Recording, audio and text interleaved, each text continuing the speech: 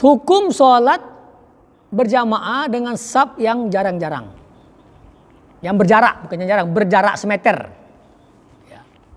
Nah ini sebagian ulama kita, ya, sebagian ulama mengatakan boleh.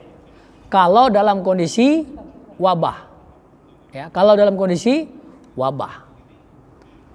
Nah kita harus belajar dulu. Bagaimana yang namanya wabah?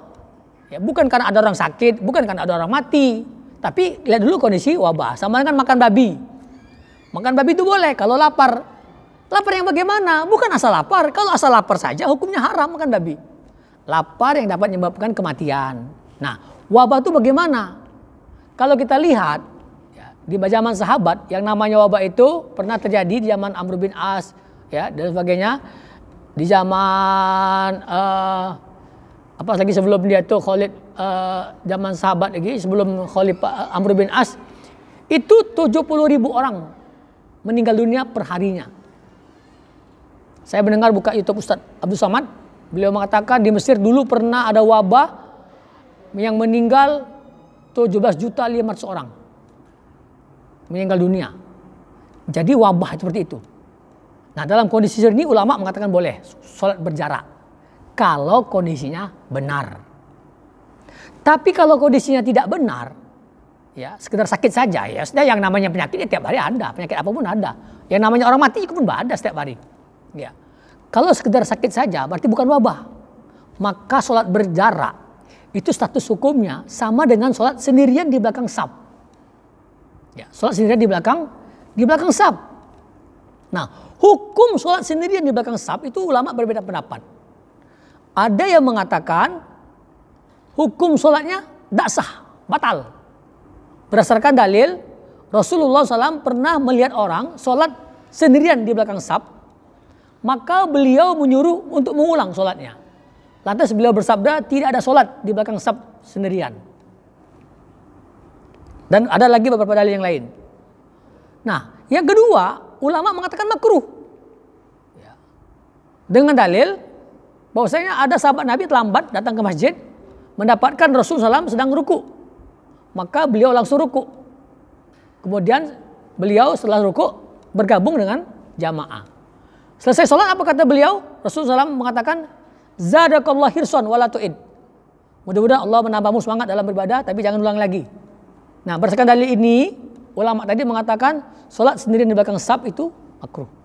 Jadi kalau kita sholat berjarak di bukan wabah, itu hukumnya dua kemungkinan. Kalau tidak makruh, nomor dua tidak sah. Oke, sekarang dalam kondisi wabah umpamanya, kita disuruh pemerintah berjarak. Berjarak kita ini, ya, itu dalam setiap urusan, dalam setiap saat. Bukan hanya di dalam sholat. Ya. Berjarak itu bukan hanya dalam sholat. Di mobil kita disuruh untuk berjarak. Di pasar kita untuk berjarak. Sedang berkumpul kita harus berjarak. Tetapi ketika Anda umpamanya dalam sholat berjamaah Anda berjarak. Setelah sholat berjamaah Anda kumpul dengan teman-teman merapat. Ya, bahkan nempel-nempel. Di pasar Anda nempel-nempel, ya. Ada acara-acara Anda nempel-nempel dekat-dekat. Sedangkan ketika sholat Anda berjarak, itu Anda mempermainkan agama. Mempermainkan hukum Islam. Anda mempermainkan hukum Islam. Nabi Muhammad SAW pernah murka dengan salah seorang sahabat Nabi yang bertanya pada hal ini. Ya Rasulullah, bagaimana aku mentalak istriku 3 sekaligus? Padahal yang namanya talak 3 itu diucapkan talak, rujuk, kemudian talak lagi, rujuk, kemudian talak lagi. Itu talak 3. Apa kata beliau?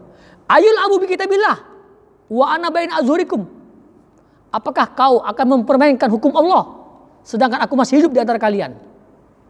Melihat Rasulullah murka, salah seorang sahabat berdiri, "Ya Rasulullah, kubunuh dia." Rasul murka, orang yang mempermainkan hukum Islam.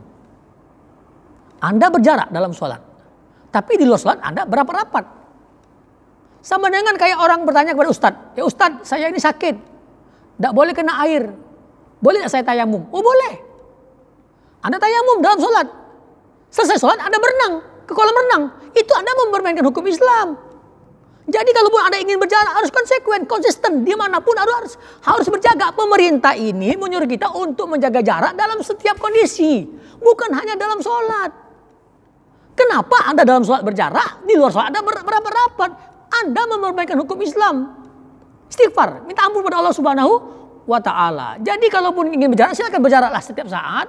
Jangan hanya dalam sholat. Kalau dalam sholat Anda berarti mempermainkan hukum Allah Subhanahu wa Ta'ala.